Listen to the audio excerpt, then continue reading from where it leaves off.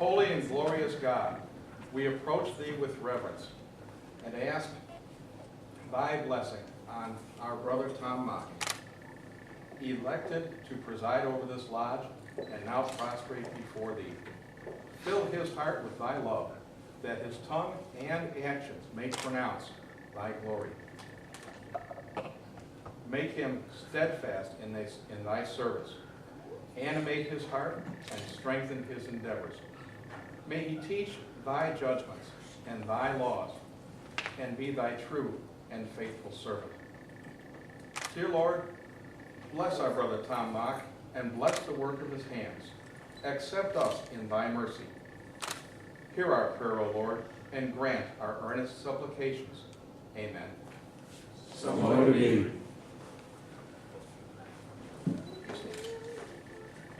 Oh, no, you don't get to get up yet. Oh, no. You can.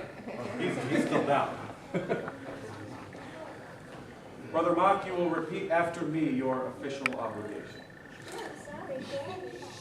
I solemnly promise, on the honor of a Mason, that in the office of Worshipful Master of Villa Park Lodge number 1113,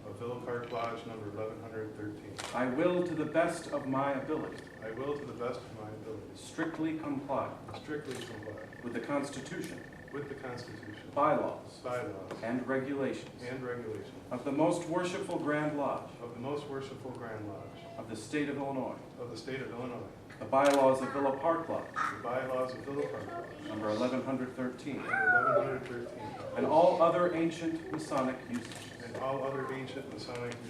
so far as the same shall come to my knowledge. Amen. You may arise. Everybody else, maybe.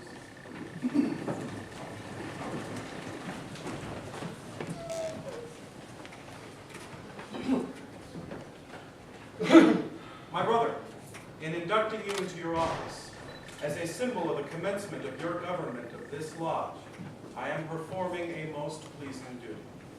By immemorial usage in the established landmarks of Freemasonry, you are to be installed as Worshipful Master of this lodge, with powers and prerogatives which are of high importance and due solemnity. The good resolutions which I doubt not you have formed in your own mind, that these powers shall not be abused or perverted by you, I would gladly strengthen by a word of admonition. The very consciousness of the possession of a great power will ever make a generous mind cautious and gentle in its exercise. To rule has been the lot of many, and requires neither strength of intellect nor soundness of judgment.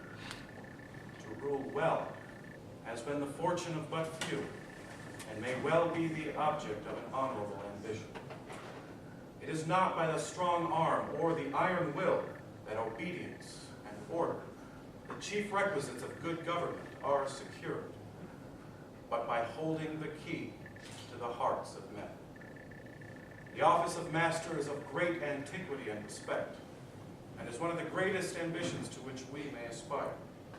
It's incumbent to rule well should possess and practice several important requisites. As a man, he should be of approved integrity and irreproachable morals, freed from the dominion of hasty temper and ill-governed passions, of good repute in the world, and practicing as an example to his brethren the cardinal virtues of temperance, fortitude, prudence, and justice. As a citizen, he should be loyal to his government, obedient to its laws, prompt in the duties he owes to society, and a pattern of fidelity in all social and domestic relations.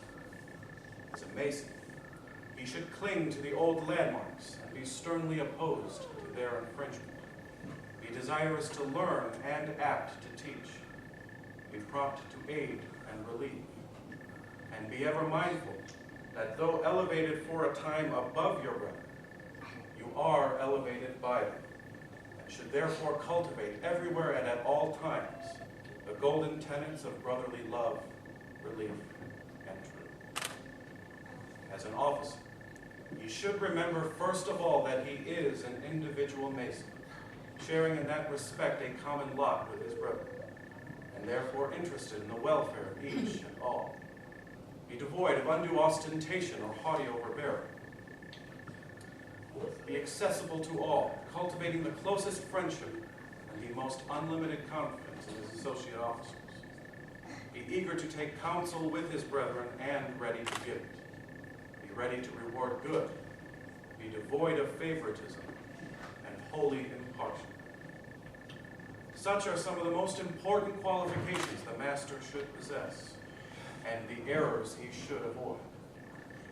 It may be that most, if not all of us, have failed to reach this standard, but it is attainable. And be it your purpose to reach it, and be a bright and shining example to those who shall come after you. Now, my brother, previous to your investiture, it is necessary that you signify your assent to those ancient charges and regulations, which point out the duty of the master of a lodge. You promise to be a good man and true, and strictly to obey the moral law. You promise to be a peaceable citizen, and cheerfully to conform to the laws of the country in which you reside. You promise not to be concerned in conspiracies or plots against government, but patiently to submit to the law and the constituted authorities. You promise to pay a proper respect to the civil magistrates, to work diligently, live credibly, and act honorably by all men. You promise to avoid private piques and quarrels, to guard against intemperance and excess. You promise to be cautious in your behavior, courteous to your brethren, and faithful to your lodge. You promise to respect genuine brethren, and to discountenance impostors and all dissenters from the original plan of Masonry. Promise to pay homage to the Grand Master for the time being and to his officers when duly installed, and strictly to comply with every edict of the Grand Lodge or General Assembly of Masons that is not subversive of the principles or groundwork of Masonry. You promise a regular attendance on the committees and communications of the Grand Lodge upon receiving proper notice, and to pay attention to all the duties of Masonry on convenient occasions. And by the way, they're always all convenient. You agree to hold in veneration the original rulers and patrons of Freemasonry, and their regular successors supreme and subordinate, according to their stations, and to submit to the awards and resolutions of your brethren when in lodge convened, in every case consistent with the constitutions of Freemasonry. You agree to promote the general good of society, to cultivate the social virtues, and to propagate the knowledge of the mystic art. You agree that no visitor shall be received into your lodge without satisfactory evidence and due examination of their having been initiated in a regular lodge. You admit that no person can be regularly made a Mason in or admitted a member of any regular lodge without previous notice and due inquiry into his character. You admit that no new lodge shall be formed without permission from the Grand Lodge, and that no countenance be given to any irregular lodge or to any person clandestinely initiated therein, being contrary to the ancient charges of Freemasonry. You admit that it is not in the power of any man or body of men to make innovations in the body of Masonry. These are the regulations of ancient, free, and accepted Masons. Do you submit to these charges and promise to support these regulations as all masters have done before? I do. My brother, in consequence of your cheerful assent to these charges and regulations of the ancient fraternity, you are now to be installed master of Villa Park Lodge, number 1113, in full confidence of your care, skill, and capacity to govern the same. I'll give you one admonition here before we continue.